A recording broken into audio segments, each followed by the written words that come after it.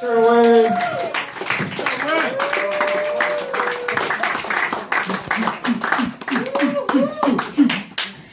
All right. What's going on, everybody? All right, give it up for Victor Baker and all the beautiful comedians you've seen tonight. I love it. Summertime is here. Everybody's out, got the flip-flops on, enjoying life. Right? I'm okay with flip-flops. I'm okay with flip-flops. I'm even okay with sandals. As long as the big toe doesn't have its own slot. You know what I mean? Yeah. When that big toe has its own slot, you better be pulling a donkey with luggage on the top of it, is all I'm trying to tell you, okay? Those are Jesus sandals from the Old Testament, all right? When I see those, I get concerned. My people like to wear the Jesus sandals. Don't wear the Jesus sandals. Flip-flops I'm okay with. These are fine. Yeah, thank you for showing the entire audience. That's cool. I appreciate it. White people participate in the show. I love it. They help you with the jokes. They want to make sure the jokes flow evenly. His wife is going to yell at him in the car. Why did you have to get involved in this? Cliff.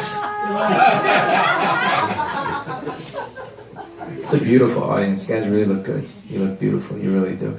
Most of the shows I do look like one giant eyebrow. So this is a treat for me to with all of you, is what I'm trying to tell you. Okay, this is nice. I like what I'm seeing in here. Very diverse. We have white people, Latino people, black people. Any demographics I missed? What was that? Any others in the room? Any others? I guess it's Asians? Do we have Asians here? There's no Asians here. Well, I guess the parking lot's okay. I'm kidding.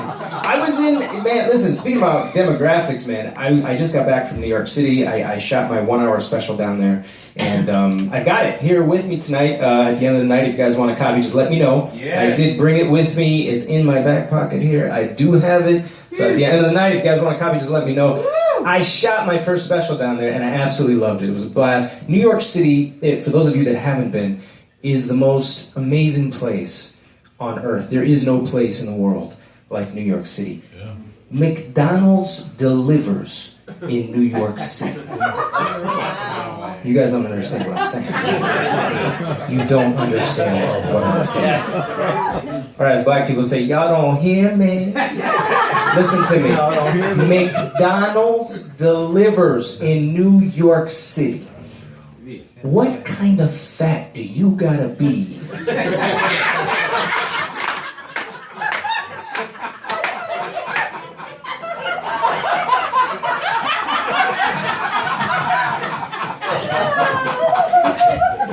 Honey?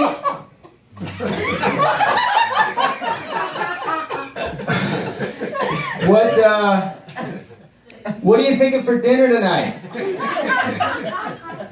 Chicken, pasta, McDonald's?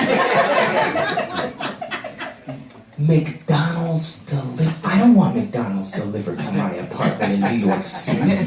First of all, you know that guy's gonna eat some of those fries on the way.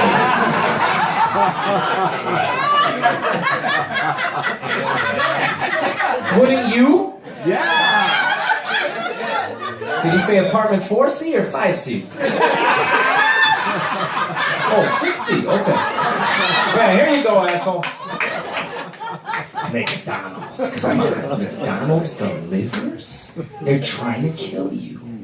McDonald's delivers. Ugh. Then I went down to this place called Little Italy, okay? For those of you that haven't been to New York City, I did a little live video down there. I went down to Little Italy. Little Italy, as its name suggests, is one gigantic strip of road that the Italians have managed to block off somehow. And it's all Italians, it's all restaurants, it's all like mafia-owned pizza places and cash-owned only businesses. And you're walking down this street, okay? And these guys come out of their restaurants to suck you in. Okay, they tell you you're hungry and you listen to them. Okay? We're walking down the street, and they're smart because they go after the girl. They don't say it to the guy. We're walking down the street, and some handsome dude named Fabio comes out. And he goes up to your lady, and he's like, Bellissimo, ciao, bella. Mamma mia, you're so beautiful. Look at you. And the guy's handsome. Looks like Antonio Sabato, just like one of them. And the woman sees that, and her eyes just start dilating, her pupils, and she's getting all excited. I see what Fabio is getting me into, $150 pizza. I get what's about to happen, so I interject. And I say, listen, we're okay, really. We don't need any pizza right now. Hey, paisa. Mama Lupinacci, she just killed a baby lamb this morning. You telling me you don't want to eat? I'm like, what happened to the Bellissimo Chabella, all of that? Where did that all go? Now, let me explain something to you. Anytime an Italian tells you that his mother killed a baby lamb at 5 in the morning for a restaurant, what they're telling you is they have the means to pull off an operation like that. And it was at that moment that I realized I wanted veal and lamb for lunch. Okay? So we went in there and we enjoyed the hell out of that lamb. Don't ever go to Little Italy. It's the most dangerous place on planet Earth. Is what $150 lunch, and we left, and like that was it. And I love it down there because there's so many dialects. You got all those Italians in Little Italy. Italian's favorite thing to say. Are you Italian? Thank God. Okay. Look, there's all because he's looking at me like. And I'm like, oh shit, this guy's like Fabio's cousin or something over here. You're down there, and everything. Their favorite word, the Italians, is forget about it. That's what they say. And it's scary when you hear that somebody can just dismiss something in life so easily. Forget about it. Right? It was 180 degrees down there, and I heard Fabio come outside and say something like, hey, Primo, you feel this heat? Oh, forget about it. Forget about it. Right? Everybody in Little Italy, forget about it. Forget about it. Forget about it. Even the Chinese people, forget about it.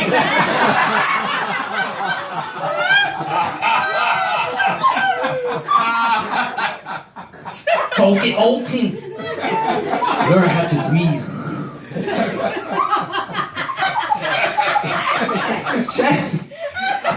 Hey, I was down there, man. I got hit on by a Chinese guy. I didn't know Chinese people had gay people. I didn't know. I swear to God, I got hit on by a Chinese guy. I go in a restaurant, and this guy comes up to me, somebody look familiar?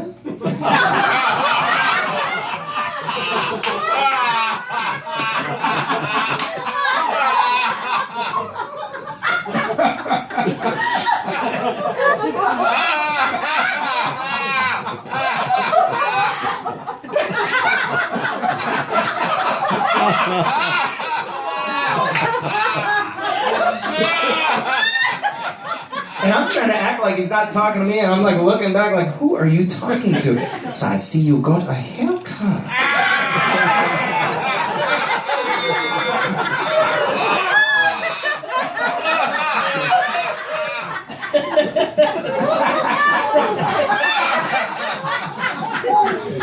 Bring your eye out. I said, you mean it brings out my eyes? Is that what you're saying to me?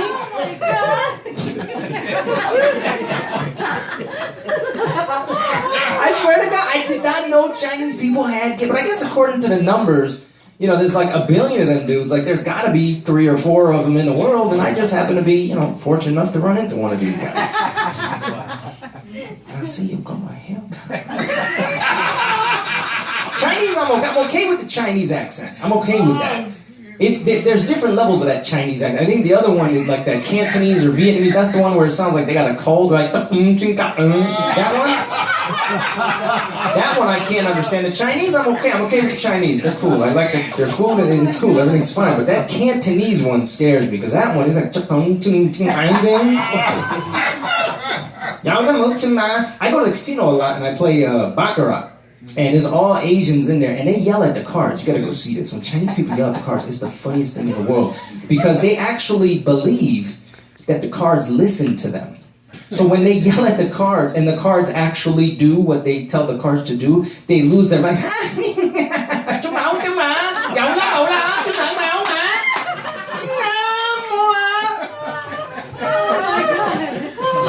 familia?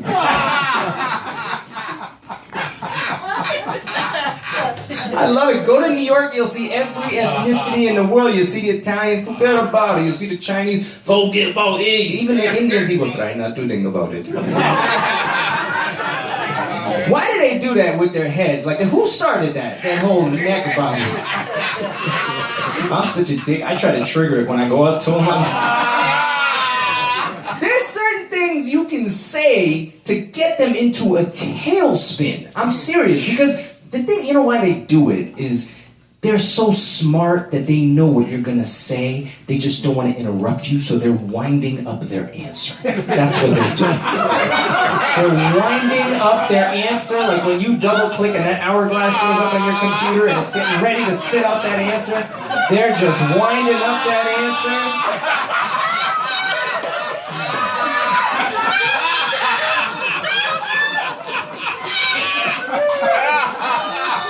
So I keep trying to make the sentence longer to see how long he could do this without like getting stuck like this. I'm like, yeah, you know, there's a 40% chance of rain, and but I've got an umbrella in the car, and you know, I might take it out, I might not, and you know, but my mom's coming in, so you know, if she does come in, I'm going to take it out for her. I knew exactly what you were going to do.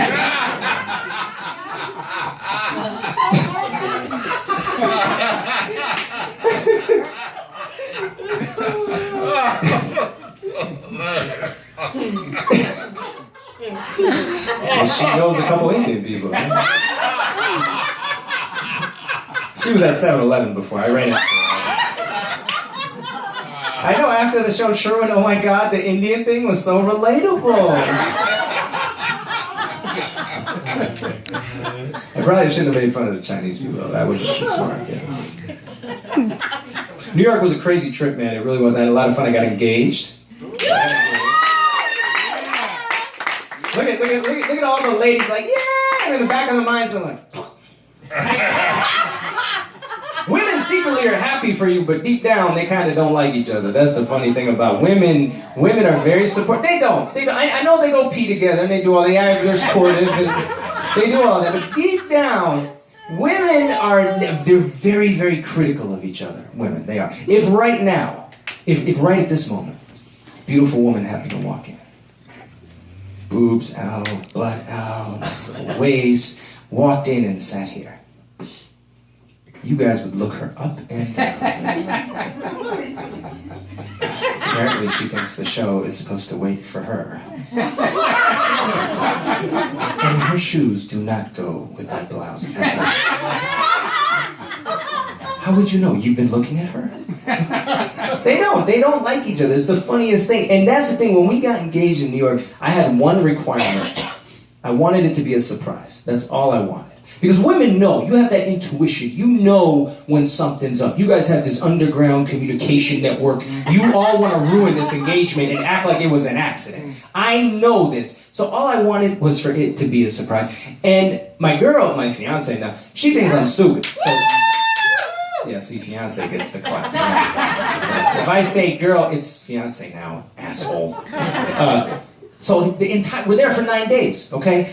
The first day we get there, she says to me, I'd really like to go on a boat ride. It'd be so romantic, one in Central Park. We should go because it's so romantic. I know what she's doing. She wants us to go and make me think that I'm surprising her on this boat. But I'm playing stupid because I'm smarter than her. Oh. So I'm speaking. Look, all the men are quiet like, I want to clap so bad. Oh, I want to clap so bad. I'm going to inbox you the clap emoji. So I'm playing stupid. Okay, I'm like, yeah, sure, let's go. We go. No proposal. The whole time she's like, I'm playing stupid, like I think she just wants to go for the boat ride. The next night, hey, why don't we go to the Omni Rooftop Hotel? It's so romantic. I'm like, sure, let's go to the Omni Rooftop Hotel. It's so romantic. We go, no proposal. The entire rest of the week, she's flustered, she's frustrated because she thinks this is going to happen. And I'm trying to make her think it's not going to happen. So the last day we're there, okay, we've got an hour before we have to be at the airport. 1 hour. She's convinced it's not going to happen. She's convinced. Yeah, I know, you'd be pissed. She was too. So what happens is I call her girlfriend Roya, okay? I call her, I say, listen, meet me in an hour at this location, okay? And don't say a word. And I have her girlfriend meet us, and I tell her what I'm about to do 1 hour before the operation. Because if I told her any sooner, she would have went and told someone, and it would have got back to her via the Underground Railroad we just discussed.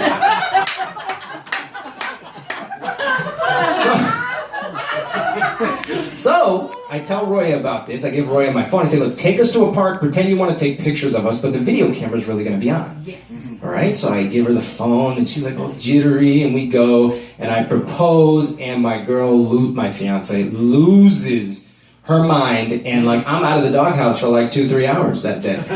You see? And that's how it happened. And she was just she starts crying, and we post a video and everything. Then the phone calls start coming in from Iran. Hello. I've heard that you propose to a daughter. I'm like, yeah, I don't really agree with the accent on this call. We're in New York City where the Twin Towers were. I don't think I want to be on this call with you. So, yeah, I'll message you on Facebook. Appreciate the phone, Ahmed. Thank you. So, yeah, we got engaged in New York. And that's what she's here actually tonight filming. Her name is Ida. She's my fiance. She is here tonight, making sure I flirt, but not too much. She's here to just keep that little, you know. Because see, women are very. See, the funny thing is, women and men get turned on by completely different things than women. Men, we're very simple. We're simple. What do we get turned on by? Look, women, exactly. Beautiful women, right? Of course. Beautiful women. That's it. That's our requirement. Beautiful women. If you're beautiful, we're turned on. Done. Women, you guys are turned on by very, very weird things like knowledge.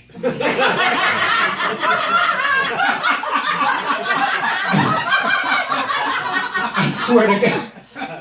And the funny thing is, it doesn't matter what the knowledge is about. It makes no difference.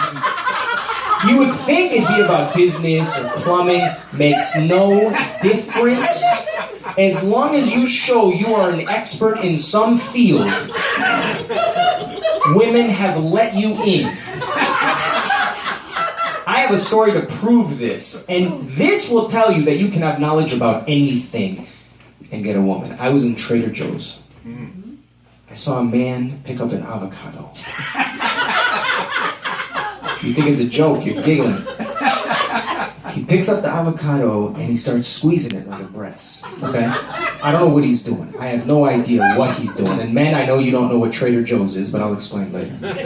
He's squeezing this thing like it's a breast, and he puts it back down, picks up another one, starts squeezing it again. This lady next to him,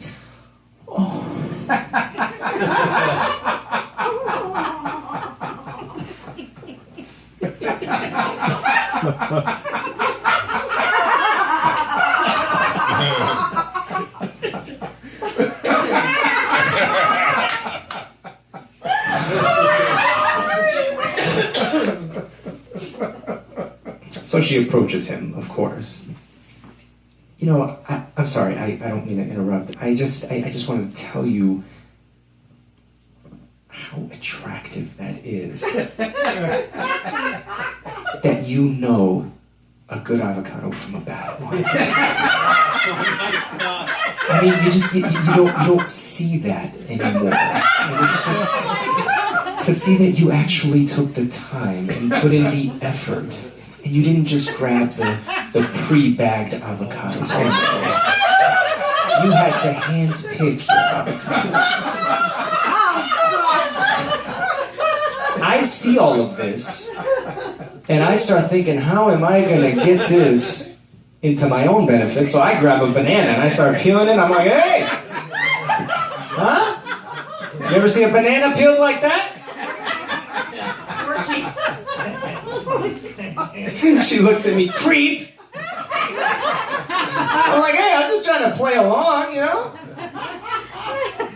See, and that's the thing. Women love it. See, now, if that had been a sister, if that had been a black woman, she'd be like, uh-oh, I see you. You getting your little Taco Tuesday on, your little guacamole. I see you. Uh-oh. Right?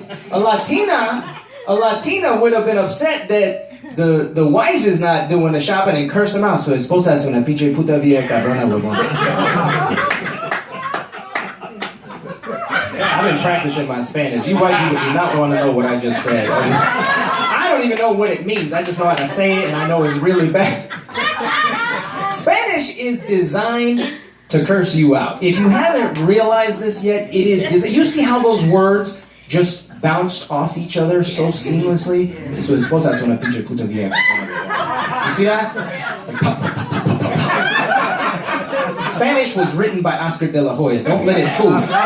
Okay? The language was written by Oscar de la Hoya. Those Spanish curses, when Spanish women curse, they don't breathe. Whatever oxygen is in their kidney at the time is the oxygen that they go with. And those curses are so long, you could have sponsors in the middle of it. You really could. Su esposa es una pinche puta vieja, la puta, le Budweiser, puta, le go!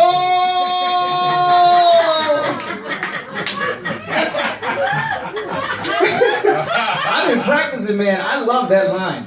My neighbors think I'm like cursing my wife out and she's Spanish. It's the funniest thing because all day long, that's all they do. So it's supposed to have una pinche puta. Somebody look familiar? I know it.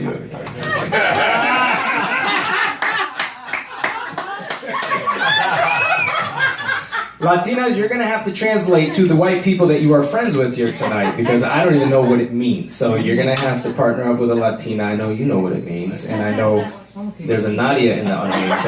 You know what it means too? Okay. Oh. She looked at me, she said, I know what it is. And you like people are in here. I said it pretty good though, right? Yes. No accent? What's that? I'm not saying bad words. You're not saying words? Bad words. Oh, you don't say bad words? No, what I'm saying is I said it without an accent, right? Like it was said very fluently, right? That's what I'm talking about. From the kidneys. From the kidneys, yeah, see? That, you see that little from the kidney jab? That means it's funny, but it kind of pissed her off a little bit. You see that? That's kind of like, yeah, it was funny, asshole. Guys, you got to understand this about women. Women communicate completely differently than men. They do. Guys, when we don't want you to do something, what do we say? Don't do that. Don't do it. Don't do it.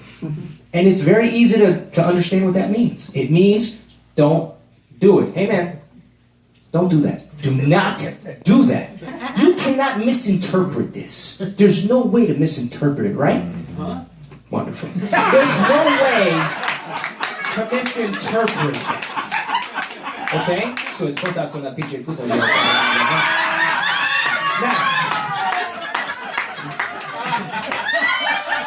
pendejo puta cabrona. You don't want me to curse you out in my language, because I'll destroy this mic. No other comedian ever did.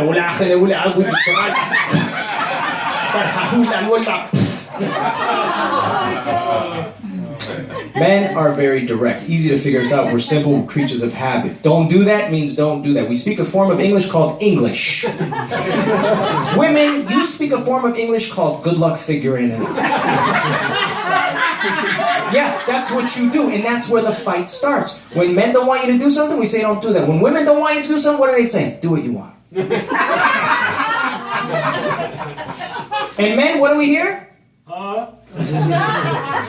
Do what you want. Do what you want. We hear do what you want. We get on the phone with our buddies. Hey, dog. Set us up to me. Yeah, same strip club. I'll be there. Oh, yeah, no, I don't got to be home by 2. No, not this time. She said do what you want. And I don't want to be home by 2. So, way I see it, I'm following instructions, baby. Let's go. Then we get home and wonder why all our clothes are laying burnt on the front lawn. Ladies, you got to be direct with it. See, women, they communicate like this. That's what they do. It's our job to know what they mean. For instance, if you say to me, hey, Sherwin, you're watching a lot of TV. What do you mean? You're watching a lot of TV. When a woman says, all you do is watch TV, what she's saying is, why aren't the dishes done? Why do the kids have diapers on their heads? Why aren't you watching me? But we hear all this and we're like, I just turned the TV on. What are you talking about? Do what you want. Well, that's what I'm trying to do. Let me know. Su esposa es una pinche puta mierda. I'm just excited I learned some Spanish, man. I'm trying to sprinkle it in anywhere I can.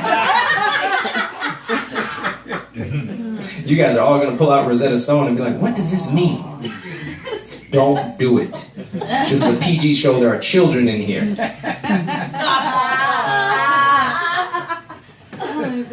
Women are funny, man. They are. Yeah, and the reason I got engaged and everything, man, is because I see all my friends, they're all cheating. Everybody's cheating these days. Everybody. No, is anybody faithful anymore? No. See? When a woman say that, that's bad. That was a woman that answered that part. It wasn't my fiance, was it? Who? Which woman said, no, time out, turn the camera off. Which woman said it? Nadia. Was it Victor's? Nadia said it? Oh, shit. It's funny because Nadia is the one that taught me that Spanish. When I told her I want to curse out another woman, she's like, oh, I'll do it. Oh, yeah. She sent it to me in different font, Messenger, Instagram, everything. Any chance to curse out another Latino? Oh, she was on it. Everybody's cheating nowadays. Everybody. Is anybody faithful anymore? No. No. No, it's no fun. Boy. Listen, man. Hey. We learned from the best. Do you all know each other? What kind of... That's a teacher. Yeah. That's your teacher? I don't even want to know where she teaches. Look, man, you got to accept that in 2016, you're likely going to get cheated on. Okay? It's going to happen. I've come to accept it before I got engaged. I came to accept when you're dating, you're probably going to get cheated on. That's what's going to happen. Here's my only problem with cheating. I don't care. Cheat. Go ahead. Go ahead. I'm fine. I have one request. Have a damn good reason if you cheat. Tell me you cheated because the guy was beautiful, had big muscles, money, whatever. He was famous. Give me a good reason. Sure, when I was drunk. Sure, when he was gorgeous. Don't cheat, and then when I catch you, say it just happened. Exactly. Don't do that. Don't do that. It just happened. It just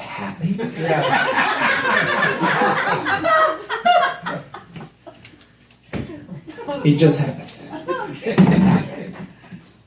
You mean to tell me it just happened? Your legs just happened to fly up in the air? Your pants just happened to undo themselves and just slide down? And this man happened to be walking into your apartment, made an immediate left, and saw you laying there like that? And just happened to fall on top of you?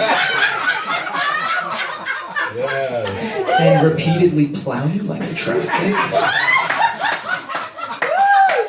Heart attacks just happen. Earthquakes just happen. Car accidents just happen. You just happen to be a whore. Okay? Now, had you told me he was beautiful, I might have allowed it. It's bullshit. I hate typical excuses. I hate it. I have to figure out who I am. You ever get that one? You ever get that? I have to figure out who I am? You ever get it? Yeah, well, you seemed pretty sure when it was just happening. You didn't seem confused there where you were banging against the damn headboard, were you? You were pretty sure who you were.